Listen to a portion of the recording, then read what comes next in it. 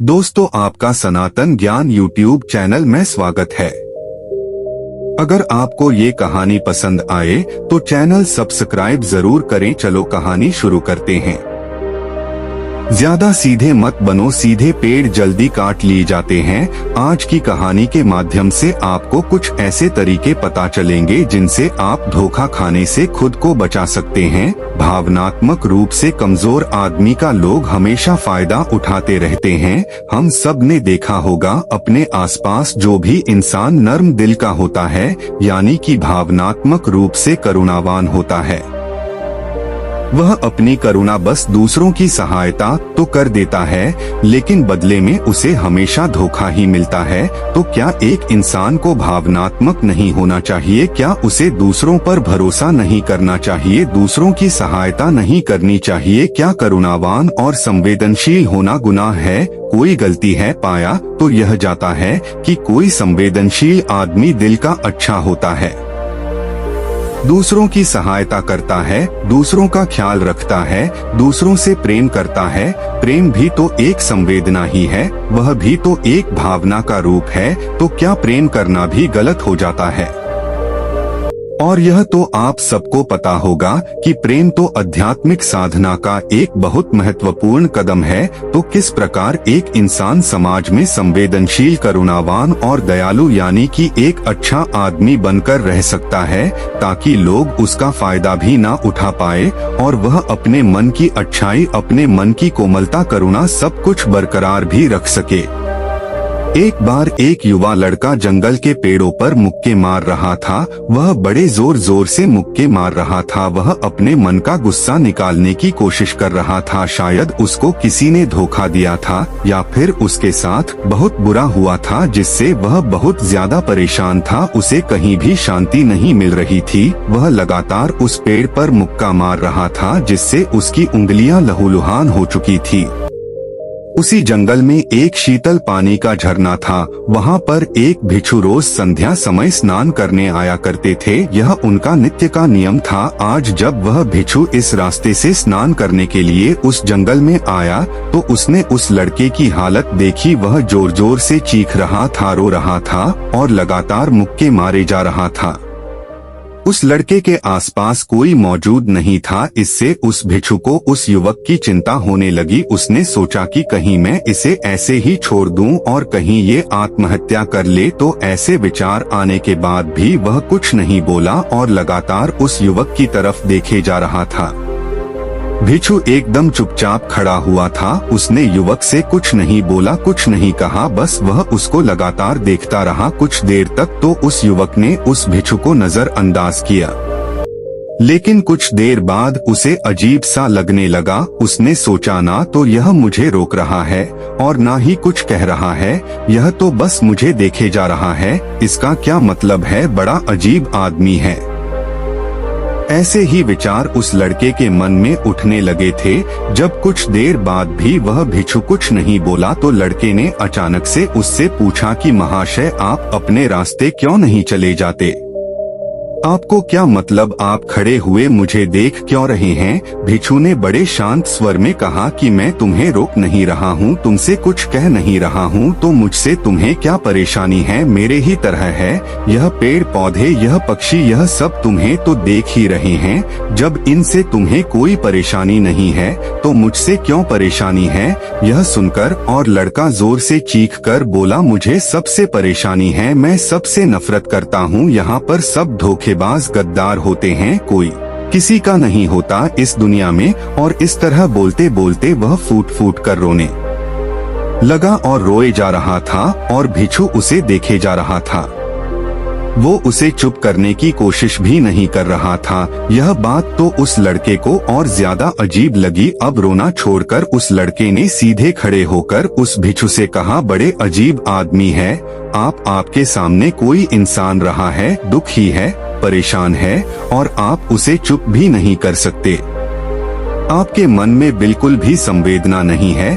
बड़े अजीब और कठोर हृदय वाले साधु हैं। आपको अपने साधु होने पर खेद होना चाहिए। और ऐसे ही ना जाने क्या क्या जली कटी बातें वो युवक उस भिक्षु को सुनाने लगा। कुछ देर बाद जब युवक की सारी भड़ास निकल चुकी थी, तब भिक्षु ने बड़े ही शांत स्वर में कहा कि आज मैं तुम्हें कंधा दे सकता हूँ, तुम्हारे आंसू पोंछ सकता हूँ, लेकिन इससे तुम्हारी समस्या का समाधान नहीं होगा। कुछ देर के लिए तुम्हारा मन बहल जाएगा, बस उसके बाद वही जिंदगी, वही लोग जो तुम्हें आज कंधा देने के लिए भी तुम्हारे पास नहीं है, फिर से तुम उसी जिंदगी में लौट जाओगे। कोई तुम्हें धोखा देगा, कोई तुम्हारा फायदा उठाएगा और तुम अपने मन को ऐसे ही तकलीफ पहुंचाते रहोगे। तो आंसू पोंछने की बजाय तुम्हें मुझसे कुछ ज्ञान की बातें लेना चाहिए, जिससे तुम्हें जीवन में कोई भी धोखा ना दे सके, तुम्हारी अच्छाई का कोई भी फायदा ना उठा सके। याद रखना, आंसू पोंछने वाले तो तुम्हें बहुत मिल जाएंगे,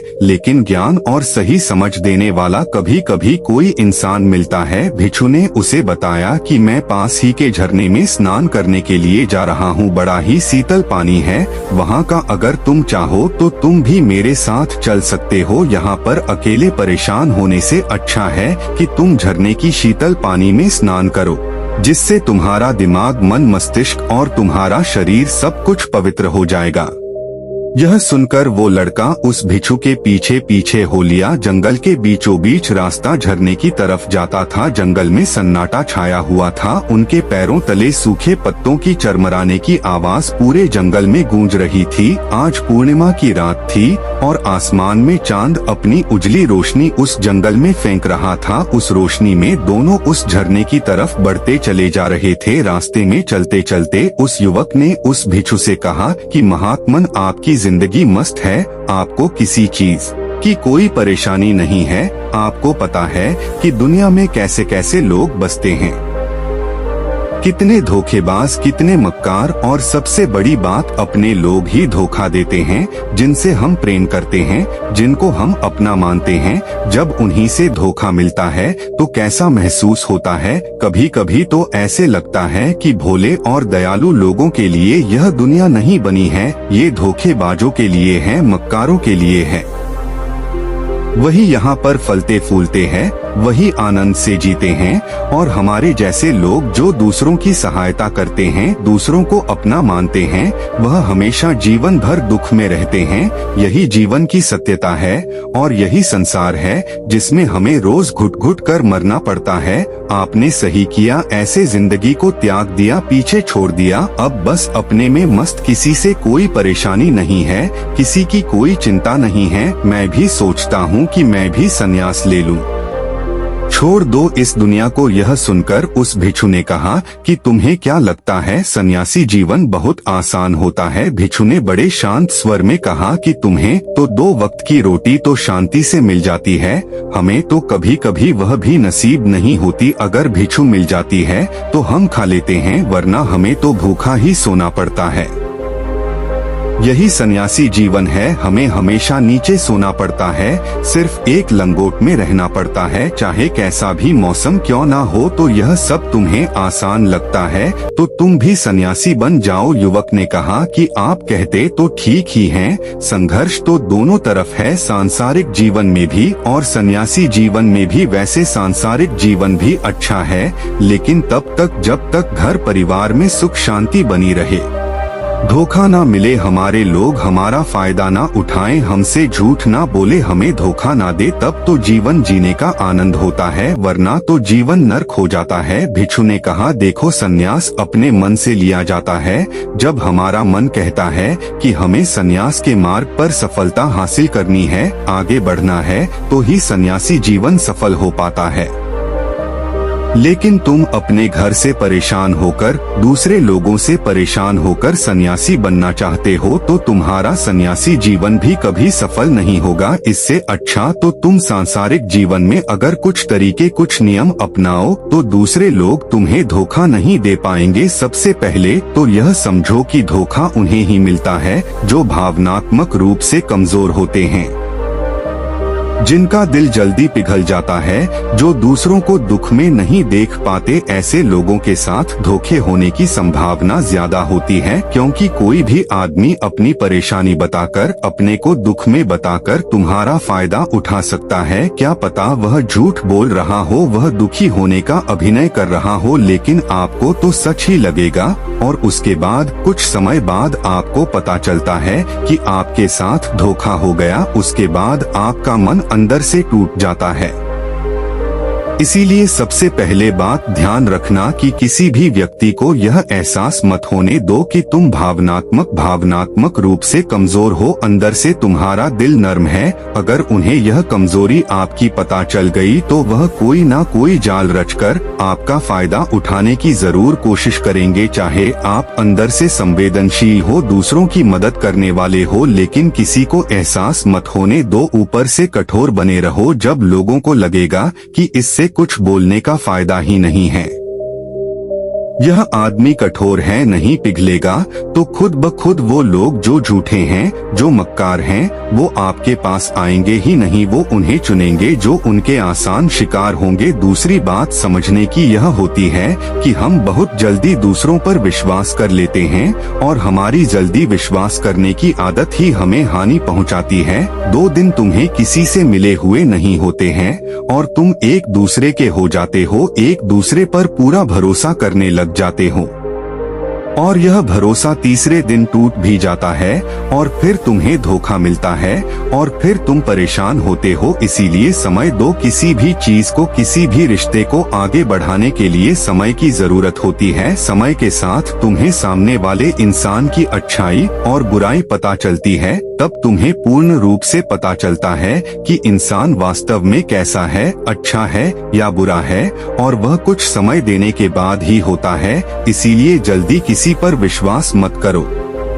अगली पहचान या अगला तरीका समझने के लिए तुम्हें ऐसे लोगों को समझना होगा जो दूसरों की चापलूसी करते रहते हैं। कुछ लोगों की आदत होती है चापलूसी करने की। आपके सामने आपकी बड़ाई करेंगे, आपके बारे में अच्छा बोलेंगे और आपको लगेगा कि यह इंसान कितने अच्छे हैं, मेरे से कितना प्यार करते हैं, लेकिन वास्तव में उनकी वह चापलूसी एक जाल होती है ताकि वह आपका दिल जीत सके। और उनको चापलूसी करने का मौका तभी मिलता है जब आप दिखावा करते हैं। अगर आप उनकी चापलूसी से प्रभावित ही नहीं होंगे तो कुछ समय बाद वो चापलूसी करना बंद कर देंगे। इसीलिए किसी के सामने दिखावा मत करो, वरना आप तो आकर्षण के केंद्र बन जाते हो। लोगों को लगता है कि शायद इसके पास बहुत ज्यादा धन संपदा है, इसीलिए इतना दिखावा कर रहा है। और इसी वजह से जो लोग आपका फायदा उठाना चाहेंगे वो आपके करीब आने की कोशिश करेंगे, आपके चापलूसी करने की कोशिश करेंगे। अगला नियम बताते हुए भिक्षु ने झरने की तरफ इशारा किया। वो झरने के पास पहुंच चुके थे। युवक को भी एहसास हो चुका था क्योंकि वहां पर ठंडी ठंडी हवा चल रही थी। ढलान की तरफ जाते हुए भिक्षु ने कहा कि सांसारिक जीवन में एक बात समझने की यह होती है कि हम जिसकी सहायता कर रहे हैं, चाहे किसी भी रूप में, धन से, शारीरिक रूप से या जिस भी अवस्था में हम किसी की सहायता कर रहे हैं, तो हमें यह ख्याल रखना चाहिए कि सामने वाला वापस कभी भविष्य में हमारी सहायता करने योग्य है कि नहीं है। अगर किसी को पैसा उधार दे रहे हो तो यह समझो कि उसके पास आय का कोई साधन है कि नहीं है। कल भविष्य में वह तुम्हें वापस कर पाएगा कि नहीं कर पाएगा। अगर वह नहीं करेगा तो तुम्हें तकलीफ होगी, तुम्हें दुख होगा। ऐसे तो इंसान करुणावश भिखारियों को भी भीख देता है, लेकिन वह गलत नहीं है, क्योंकि जो भी पैसा अपने सामने वाले को दिया है उससे आपके ऊपर कोई ज्यादा प्रभाव नहीं पड़ेगा अगर वह आपको वापस भी नहीं लौटाएगा। तो अगर किसी ऐसे इंसान को पैसा देना है जो कभी वापस नहीं लौटा पाएगा तो उतना ही देना जिससे तुम्हारे ऊपर ज्यादा दबाव न बने। अगर वो वापस भी न लौटाए तो तुम्हें ज्यादा दुख न पहुँचे। अब तक वो दोनों झरने पर पहुँच चुके थे। दोनों ने अपने कपड़े उतरे और उस झरने के शीतल पानी में कूद पड़े। पानी बाहर ठंडा था। उन दोनों की सारी थकन, सारी उदासी पल भर में ही दूर हो गई। स्नान कर लेने के बाद दोनों एक पेड़ के नीचे उस झरने के सामने बैठकर बातें करने लगे। भिक्षु ने उसे आगे समझाते हुए कहा कि शुरुआत में लोगों को नजरअंदाज करना सीखो। जब तुम किसी को शुरुआत में नजरअंदाज करते हो तो जो भी लोग किसी लालच की वजह से तुम्हारे पास प्रभावित हो रहे थे, उनके छटनी हो जाएगी। जब तुम उनको नजरअंदाज करोगे तब को 1-2 बार लोग तुम्हारे पास आने की कोशिश करेंगे। उसके बाद वो तुमसे दूरियां बना लेंगे और जो आदमी तुम्हारी इंसानियत, तुम्हारी अच्छाई देखकर तुम्हारे पास आएगा, वो नजरअंदाज करने के बावजूद भी तुम्हारे करीब ही बना रहेगा। और यही तो एक सच्चे इंसान की पहचान होती है। जो हमारे अपने होते हैं उनसे हम लड़ भी लेते हैं, झगड़ भी लेते हैं, उसके बावजूद भी वो हमारी बातों का बुरा नहीं मानते हैं। चाहे थोड़े समय के लिए वह हमसे नाराज रहे, लेकिन कुछ समय बाद फिर से हम एक हो जाते हैं। और यही तो घर परिवार का मतलब होता है, यही तो अपनों का मतलब होता है।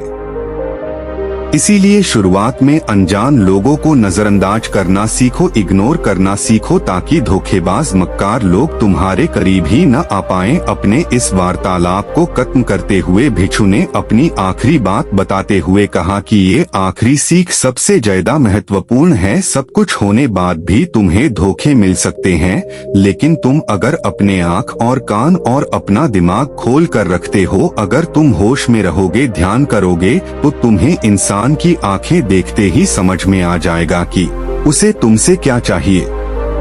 तुम उसकी इच्छा और उसका स्वभाव उसकी आंखों में ही पढ़ सकते हो। लोगों की आंखों में, उनकी वाणी में, उनके स्वभाव में उनका सब कुछ दिखाई देता है।